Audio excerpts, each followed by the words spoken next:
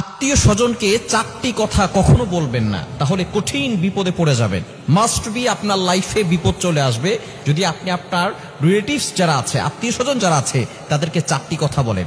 অবশ্যই আত্মীয়তার সম্পর্ক বজায় রাখবেন, তবে তাদের সাথে সবকিছু শেয়ার করতে যাবেন না, কেননা সব আত্মীয় স্বজন কিন্তু সমান না। এজন্য আত্মীয় স্বজন থেকে এই চারটি কথা কখনো বলবেন না। নাম্বার ওয়ান, এক নাম্বার হচ্ছে আপনার অভাবের কথা, আপনার কষ্টের কথা আপনি আপনার আত্মীয় স্বজনকে বলবেন না। আপনি অভাবে আছেন, কষ্টে আছেন, দুঃখে আছেন, আপনি আপনার রবের কাছে শেয়ার করুন। এটা কারো কাছে বলার দরকার নাই। অভাবের কথা, কষ্টের কথা যদি আপনি কাউকে বলেন, সে পরবর্তী সময় আপনাকে এই কথা বলেই কষ্ট দিবে। এজন্য অভাবে পড়ে গেলে, কষ্টে পতিত হলে আপনি আপনার রবের কাছে 2 রাকাত নামাজ পড়ে, ওযু করে 2 রাকাত নামাজ পড়ে আল্লাহর কাছে বলুন। তাহাজ্জুদের সিজদায় গিয়ে আল্লাহর কাছে বলুন। শেষ রাতে আল্লাহ তাআলা প্রথম আসমানে এসে বান্দাদেরকে ডাকতে থাকেন, আলা আমি মুস্তাগফিরিন ফাস্তাগফির আল্লাহ। কে আছো ইস্তেগফার করবে, ক্ষমা প্রার্থনা করবে, আমি আল্লাহ ক্ষমা করে দিব। কে আছো অভাবে আছো, আমি আল্লাহর কাছে বলো, অভাব দূর করে দিব। কে আছো বিপদে পড়ে গেছো, আমি আল্লাহর কাছে বলো, বিপদ থেকে উদ্ধার করে দিব। আল্লাহ তাআলা নিজে প্রথম আসমানে এসে বান্দাদেরকে ডাকতে থাকেন। সহিহ বুখারী শরীফের হাদিস।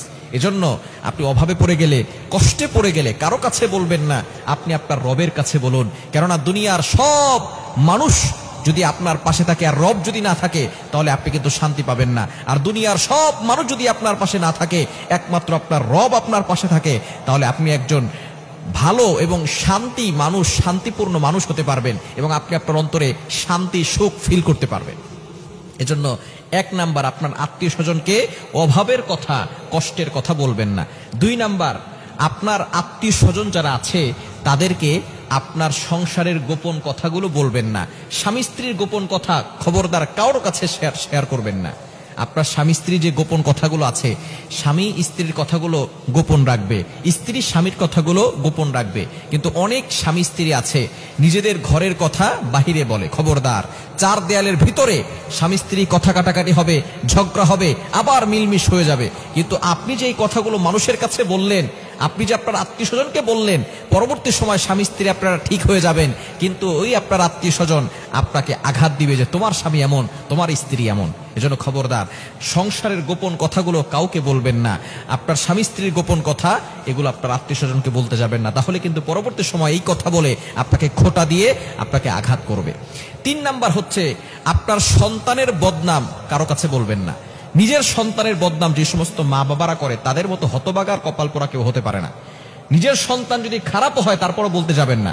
আপনার সন্তানের মেধা ভালো না, আপনার সন্তান পড়ালেখা পারে না, যাই হোক, আপনি আপনার সন্তানকে কখনো ছোট করবেন না এবং মানুষের কাছে ক্রিটিসাইজ করবেন না, তুচ্ছ তাচ্ছিল্য করবেন না। আপনার সন্তানের কথা, তার বদনাম, তার যে যে দোষগুলো সে করে, সেগুলো খবরদার কখনো আপনার আত্মীয় স্বজনকে বলবেন না। পরবর্তী সময় আপনার সন্তানের নামে খোঁটা দিবে, আপনাকে আঘাত করবে। কারণ পরবর্তী সময় কারো মুখ থেকে আপনার সন্তান নিয়ে যদি কটূক্তি আসে, তখন আপনি সহ্য করতে পারবেন না। এজন্য সন্তানের ব্যাপারে কটু কথা, তার নামে বদনাম কখনো আপনার আত্মীয় স্বজনকে বলবেন না। 4 নাম্বার, আপনি যে সুখে আছেন, শান্তিতে আছেন, আপনার কাছে কত টাকা আছে, এগুলো আপনার আত্মীয় স্বজনকে বলবেন না, তাহলে কিন্তু আপনি কঠিন বিপদে পড়ে যাবেন। যদি আপনি মানুষকে বুঝান যে আপনি শো অফ করেন, আমার কাছে অনেক টাকা পয়সা আছে, এটা যদি আপনি মানুষকে বুঝান আর তারা যদি বুঝতে পারে, তাহলে দেখবেন আপনাকে বারবার বিপদে ফেলতে চাইবে, আপনাকে নিয়ে হিংসা করবে। আপনি সুখে আছেন এর দেখে অনেকের সহ্য হবে না। অনেক আত্মীয় স্বজন সামনে খুব ভালো দেখা যায়, কিন্তু তারা পাশ থেকে দূরে যাওয়ার পরেই তারা আপনার সাথে হিংসা করে। আর আরেকটা বিষয় হচ্ছে বদনজর। এটা কিন্তু সত্য। আপনি সুখে আছেন, শান্তিতে আছেন, এটা কিন্তু অনেকের বদনজর লেগে যায়। নবীজি সাল্লাল্লাহু আলাইহি ওয়াসাল্লাম বলেছেন, আল আইনু হাক্কুন, বদনজর সত্য।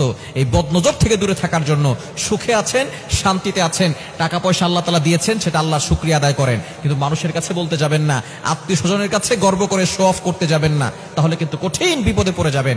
সুতরাং আত্মীয় স্বজনকে এই 4টি কথা বলবেন না, তাহলে কিন্তু আপনি বিপদে পড়ে যাবেন। বিপদ থেকে বাঁচার জন্য আত্মীয় স্বজন, প্রতিবেশী যারা আছে তাদের কাছ থেকে এই কথাগুলো লুকানোর চেষ্টা করবেন, তাহলেই আপনি শান্তিতে থাকতে পারবেন, সুখে থাকতে পারবেন। আল্লাহ তাআলা আমাদের বাংলাদেশে নয়, সারা পৃথিবীতে প্রতিটি মানুষের ভিতরে, প্রতিটি সংসারের ভিতরে মুসলমানদেরকে আল্লাহ পাক রব্বুল আলামিন শান্তির ব্যবস্থা করে দেয়।